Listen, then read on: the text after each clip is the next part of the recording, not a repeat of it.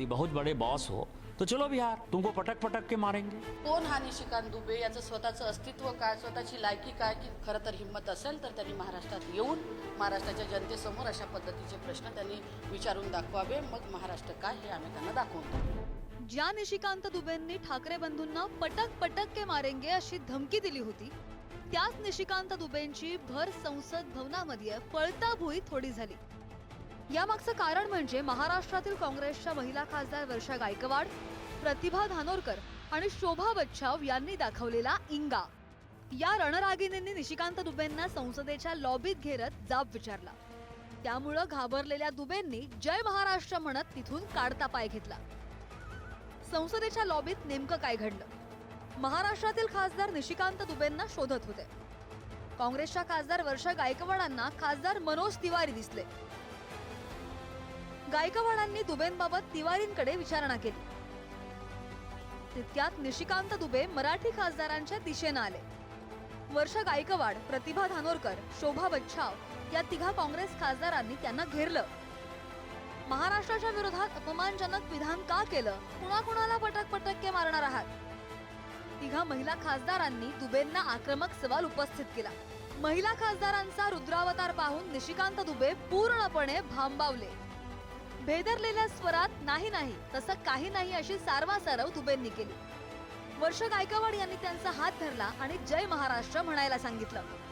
अखेर दुबेंनी हात जोडत जय महाराष्ट्र अशी घोषणा दिली आणि गर्दीतून वाट काढत दुबे 9-2-11 झाले.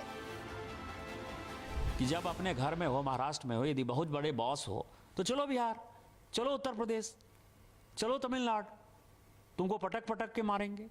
ये एनार्की जो है नहीं चलेगी. आपण पाहिलं की पटक पटक के मारेंगे आदरणीय राजसाहेबाच्या बाबतीत असतील किंवा मराठी भाषेच्या बाबतीत कोणी जर चुकीचं बोलत असेल तर हे आम्ही कदापि खपवून घेणार नाही. हे सगळं झाल्यानंतर कोण हा निशिकांत दुबे, याचं स्वतःचं अस्तित्व काय, स्वतःची लायकी काय, की जो महाराष्ट्राच्या बाबतीत वक्तव्य करत आहे आणि खरं तर हिंमत असेल तर त्यांनी महाराष्ट्रात येऊन महाराष्ट्राच्या जनतेसमोर अशा पद्धतीचे प्रश्न त्यांनी विचारून दाखवावे. मग महाराष्ट्र काय हे आम्ही त्यांना दाखवून देऊ.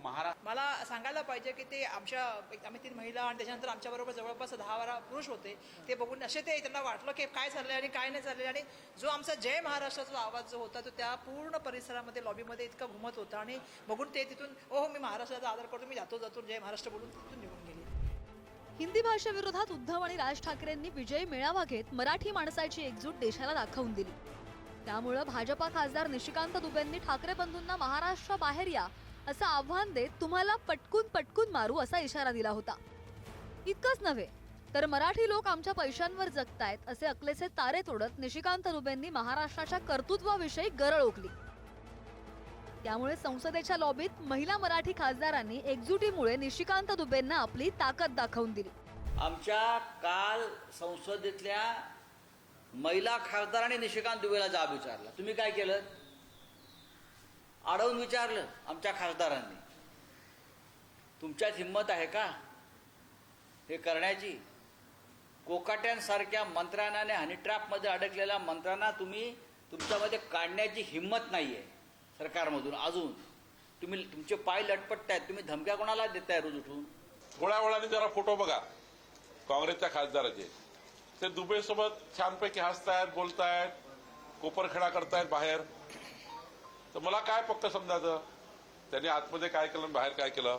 बाहेर ते दिसत आहेत की दुबेसोबत ते गळाभेटी करतायत, बऱ्यापैकी त्या ठिकाणी चर्चा करतात आहे. बरं अशा दिसत आहे फोटो. आता मला आतमधले माहित नाही, बाहेरमधलं माहित नाही. महिला मराठी खासदारांच्या आक्रमक भूमिकेमुळे निशिकांत दुबेंना आपल्या वक्तव्यावरून बॅकफूटवर जावं लागलं. मात्र जे महाराष्ट्रातील सर्वपक्षीय पुरुष खासदारांना जमलं नाही ते महिला खासदारांनी करून दाखवलंय. त्यामुळे आता या 3ही महिला खासदारांचा मनसेकडून सत्कार करण्यात येणार आहे. आमच्या ज्या 3 भगिनी महिला खासदार आहेत, वर्षाताई गायकवाड, शोभाताई बच्छाव आणि प्रतिभाताई धानोरकर, यांचं सर्वप्रथम मनापासून अभिनंदन. ज्या पद्धतीने निशिकांत दुबेचा माज या आमच्या महिला रणरागिणींनी उतरवला त्याबद्दल सर्वप्रथम मनापासून त्यांचं अभिनंदन करतो. खरं तर त्या 3ही वाघिणींचं आम्ही मनापासून आभार मानतो की त्यांनी मराठीचा आवाज आतमध्ये बुलंद केला.